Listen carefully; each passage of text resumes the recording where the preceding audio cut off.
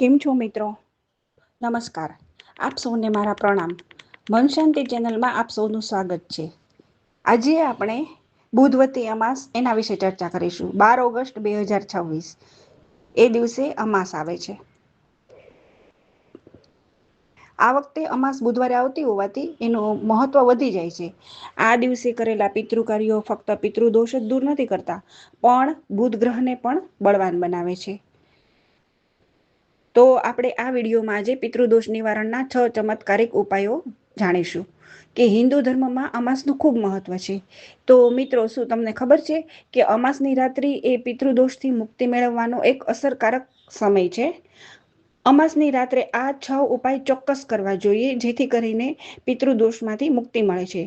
તો આવો જાણીએ આપણે આ 6 ઉપાયો. સૌથી પહેલો ઉપાય એ છે કે તમારા ઘરની દક્ષિણ દિશામાં સરસોના તેલનો દીપક અમાસની રાત્રિએ કરવાનો છે અને દીપકમાં કાળા તલ નાખવાના. એવી માન્યતા છે કે આમ કરવાથી પિતૃદેવ પ્રસન્ન થાય છે આપણા ઉપર અને પિતૃદોષમાંથી આપણને રાહત મળે છે. હવે આપણે બીજો ઉપાય જાણીશું કે રાત્રિના સમયે, અમાસના દિવસે, અમાસની રાત્રિના સમયે પીપળાના વૃક્ષની નીચે એક દીપક કરવો. પીપળો છે ને એ અત્યંત પવિત્ર છે. પીપળામાં ભગવાન વિષ્ણુ તેમજ શિવ અને પિતૃદેવનો વાસ માનવામાં આવે છે. એ લોકોનો વાસ હોય છે એમાં, એવી કહેવત છે, એવી માન્યતા છે. આ દીપક કરવાથી પિતૃઓને શાંતિ મળે છે. એટલે પીપળાના વૃક્ષ નીચે રાત્રિએ દીપક કરવો એટલે પિતૃઓને શાંતિ મળે. હવે આપણે ત્રીજો ઉપાય જાણીએ.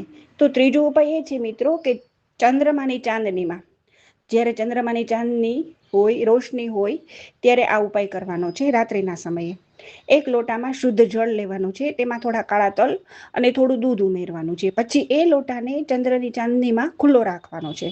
પછી બીજી દિવસની સવારે આ જળને પીપળાના ઝાડની જળમાં અર્પણ કરી દેવાનું છે. આમ કરવાથી પિતૃ તૃપ્ત થઈ જાય છે અને આપણને પિતૃદોષમાંથી રાહત મળે છે. હવે મિત્રો, આપણે ચોથો ઉપાય જાણીશું કે અમાસની રાત્રિએ સ્નાન કરીને દીપક પ્રગટાવવાનો છે. પછી આપણે પિતૃ સ્તોત્રનો પાઠ કરવાનો છે. આ પાઠ કરવાથી પણ પિતૃદોષની નકારાત્મક અસર ઘટી જાય છે.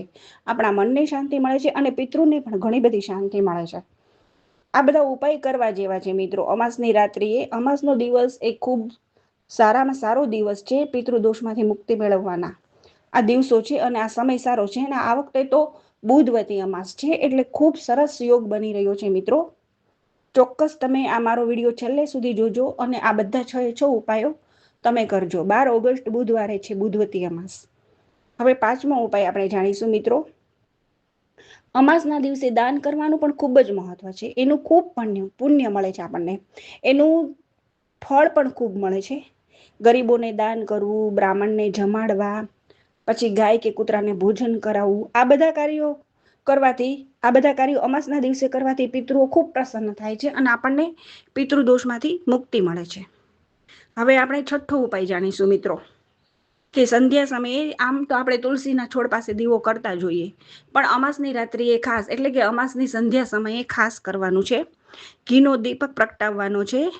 આનાથી પણ જે પિતૃદોષની આપણા ઘરમાં જે નકારાત્મક ઉર્જા હોય ને, એ દૂર થઈ જાય છે અને આપણને જે સકારાત્મક ઉર્જા મળે છે એનાથી. એટલે એ નકારાત્મક ઉર્જા જતી રહે છે, પિતૃદોષ જતો રહે છે.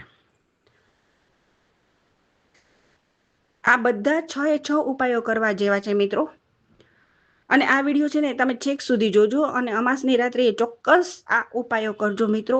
તમને ઘણો બધો જીવનમાં ચમત્કાર જોવા મળશે. આ 6 ઉપાયો એ અસરકારક ઉપાયો છે અને આ પવિત્ર દિવસનો પૂર્ણ લાભ ઉઠાવો મિત્રો અને જીવન સફળ બનાવો અને ધન્ય બનાવો અને પિતૃઓને શાંતિ આપો અને પિતૃદોષમાંથી મુક્તિ મેળવો.